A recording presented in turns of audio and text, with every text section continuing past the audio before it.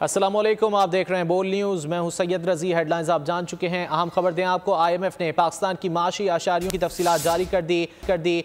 IMF की पाकिस्तान में बेरोजगारी महंगाई में कमी की पेशगोई। गुज़िश्ता साल के मुकाबले में माशी शरह नमू में इजाफे की भी पेशगोई की गई है। करंट अकाउंट खसारे में इजाफा, बजट खसारे में कमी मुतवक्के है। तफसीलात जान लेते हैं बोल न्यूज़ के नुमाइंदे उमर हयात खान से। उमर, मजीद क्या पेशगोइयाँ की गई हैं IMF की जानिब से?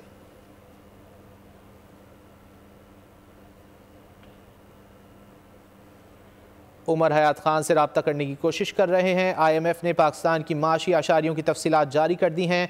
IMF की पाकिस्तान में बेरोजगारी महंगाई में कमी की पेशगोई। गुज़िश्ता साल के मुकाबले में माशी शरह नमू में इजाफे की भी पेशगोई की गई है, जबकि करंट अकाउंट खसारे में इजाफा, बजट खसारे में कमी मुतवक्के है। IMF ने अखराजात, महसूलात, ग्रांट्स में इजाफे का इम्कान भी जाहिर कर दिया है। पाकिस्तान में महंगाई की औसत शरह 18.5% रहने का इम्कान जाहिर किया गया है। IMF ने पाकिस्तान की माशी आशारियों की तफसीलात जारी कर दी हैं।